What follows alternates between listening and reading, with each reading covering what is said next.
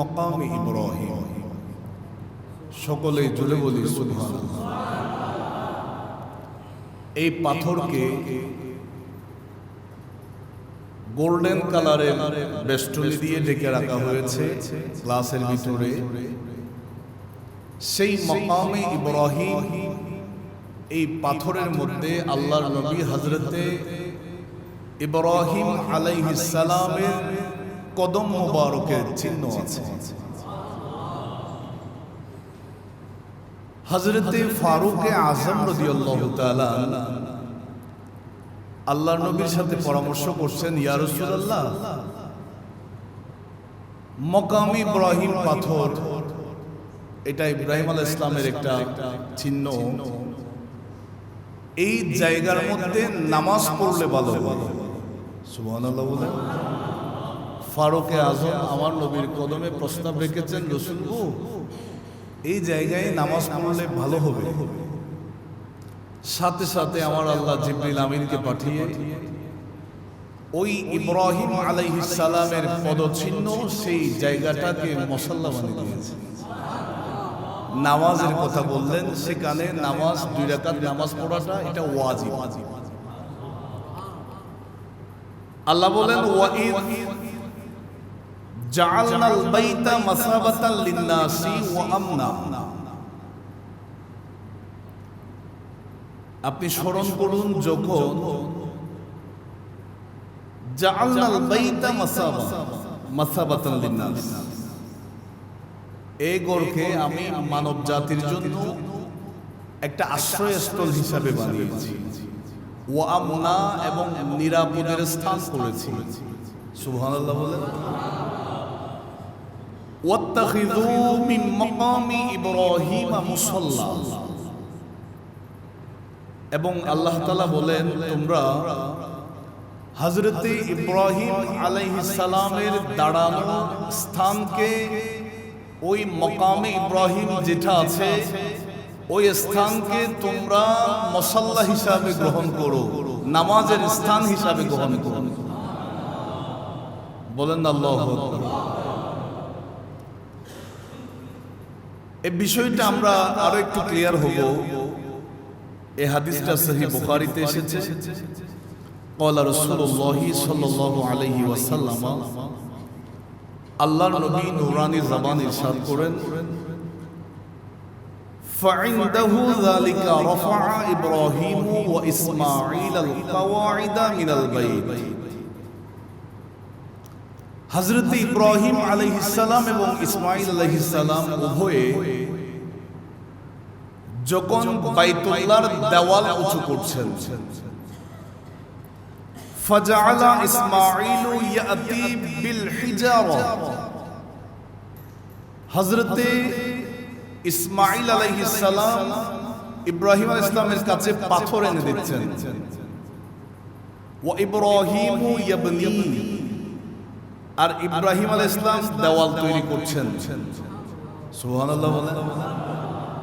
এখানে আমরা একেবারে সহজ ভাষায় বলি, হযরত ইব্রাহিম আলাইহিস সালাম কাবাগরের মিস্ত্রির কাজ করছেন, আর ইসমাঈল আলাইহিস সালাম যোগান দিচ্ছেন।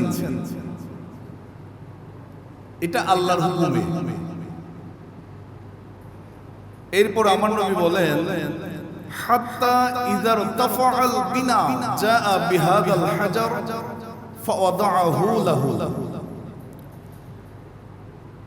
এক পর্যায়ে দেওয়াল যখন একেবারে উঁচুর দিকে যাচ্ছে, হযরত ইব্রাহিম আলাইহিস সালামের যে হাইট, ইব্রাহিম আলাইহিস সালামের আর হাতের নাগালে নাই, দেওয়াল যখন উঁচুর দিকে যাচ্ছে,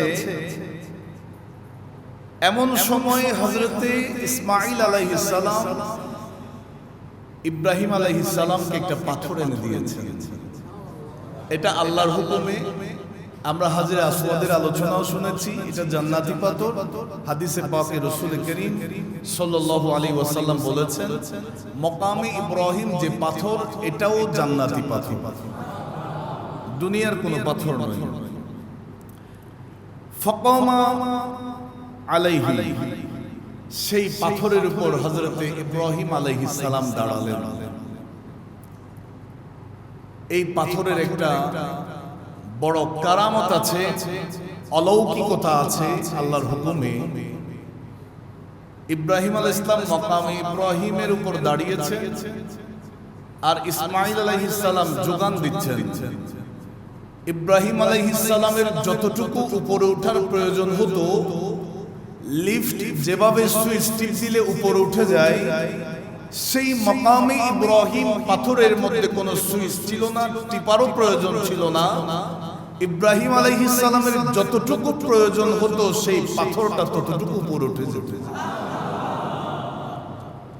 এই মাকামে ইব্রাহিম এটা লিফটের কাজ করেছে।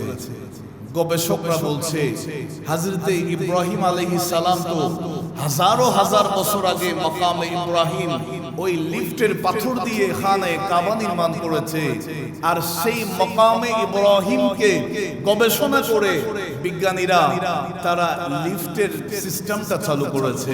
জোরে বলি সুবহানাল্লাহ। ওয়া হুয়া ইয়াবনি ইসমাঈলু ইউনাবিলুহুল হাজার। হযরতে ইসমাঈল ইসলাম যে পাথর এনে দিয়েছেন, ইব্রাহিম ইসলাম গাঁথলেন, কমপ্লিট হয়ে গেল। ওয়া হুমা ইয়াকুলানে, আমার নবী বলেন তারা দুজনেই কাবাগর কমপ্লিট করার পর আল্লাহর কাছে দোয়া করছে, রব্বানা তাকাব্বাল মিন্না ইন্নাকা আনতাস সামিউল আলিম। সকলে বলি আল্লাহুম্মা আমিন। হযরতে ইব্রাহিম আলাইহিস সালাম দোয়া করছেন, হে আমাদের রব, আমরা যা কিছু করেছি আমাদের এই কাজকে তুমি কবুল করে নাও। আল্লাহর হুকুমে খানায়ে কাবা নির্মাণ করেছেন হযরতে ইব্রাহিম আলাইহিস সালাম। হযরতে জাবির রাদিয়াল্লাহু তাআলা এবং কাতাদা রাদিয়াল্লাহু তাআলা বলেন, ফাকানা ইয়ারতাফিউ বিহি কুল্লামা ইরতাফাআল বিনা। দেওয়ালের উচ্চতা যতটুকু বাড়তো, উপরে উঠতো, সেই পাথরটিও ইব্রাহিম আলাইহিস সালামের কদমের নিচে থাকতো, পাথরও ইব্রাহিম নবীকে উপরের দিকে তুলতেন। আমরা জানি খানায়ে কাবা কিবলা হওয়ার আগে বাইতুল মুকাদ্দাস সমস্ত নবীদের কিবলা ছিল। সুবহানাল্লাহ বলেন। আমার নবী নামাজরত অবস্থায় নবীজি জবানে উচ্চারণ করেন নাই। আল্লাহর নবীর খেয়াল এসেছে, আমার মন চাচ্ছে খানায়ে কাবার দিকে নামাজ পড়তে। নামাজের ভিতরেই আল্লাহ ওহী নাযিল করলেন, হুকুম করলেন, ইয়া রাসূলুল্লাহ নামাজ কমপ্লিট করার প্রয়োজন নাই, নামাজের ভিতরেই আপনি কিবলা পরিবর্তন করে নেন। এটা আমার নবীর স্পেশালিটি, আমার নবীর এটা আল্লাহ তাআলা দিয়েছেন এই ক্ষমতা। তবে বড় রহস্যের বিষয় ছিল হযরতে ইব্রাহিম আলাইহিস সালাম, ইসমাঈল আলাইহিস সালাম, তিনাদের কিবলা ছিল খানায়ে কাবা।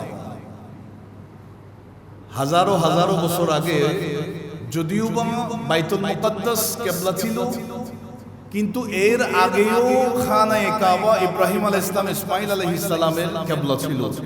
জোরে বলি না সুবহানাল্লাহ। তিনারা সেখানে ইবাদত করতেন, সেখানেই আল্লাহর ইবাদতের মধ্যে, রিয়াজতের মধ্যে থাকতেন। জোরে বলি না সুবহানাল্লাহ। এখন আসুন আমরা একটি গুরুত্বপূর্ণ বিষয়ের দিকে যাই। ইব্রাহিম আলাইহিস সালামের একেবারে প্রাথমিক দিকে খানায়ে কাবা নির্মাণ করেছেন হযরতে আদম আলাইহিস সালাম। পৃথিবীর ইতিহাস,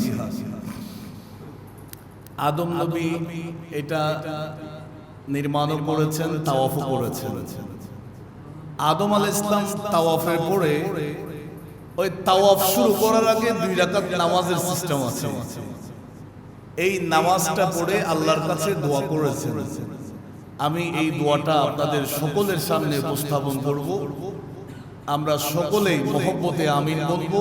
আল্লাহ তাআলা আদম আলাইহিস সালাম যে দোয়া করেছেন, সেই দোয়ার মধ্যে আল্লাহ আমাদেরকেও শামিল করুন। আদম আলাইহিস সালাম দোয়া করেছেন, আল্লাহুম্মা, হে আল্লাহ, ইন্নাকা তা'লামু সিররি ওয়া আলানিয়াতি ফাআকবিল মা'যিরাতি।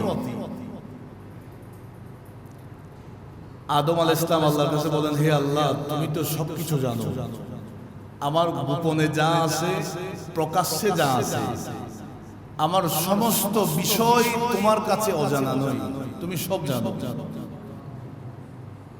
ওয়া তা'লামু হাজাতি ফি'তিনি সু'লি। আল্লাহ, তুমি তো জানো আমার হাজত কি।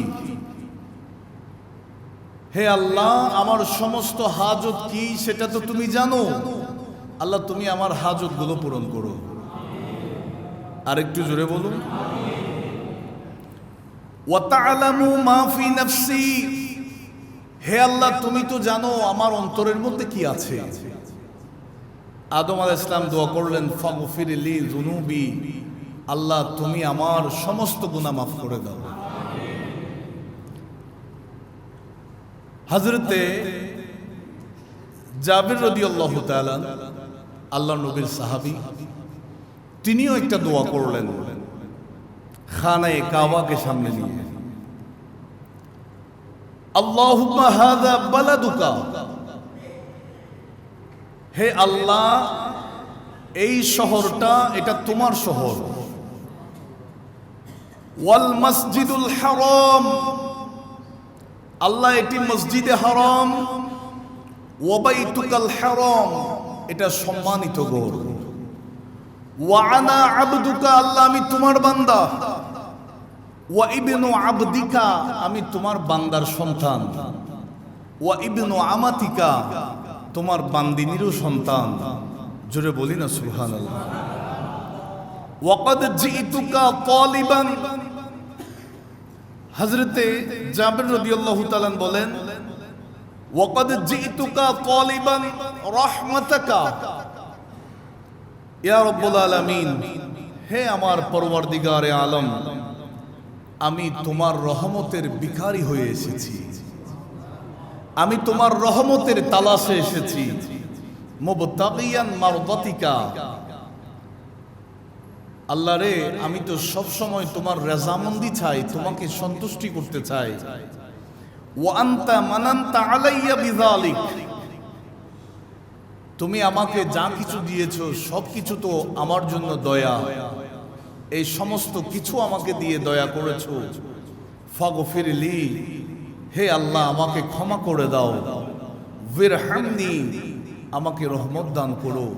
ইন্নাকা আলা কুল্লি শাইইন কাদির।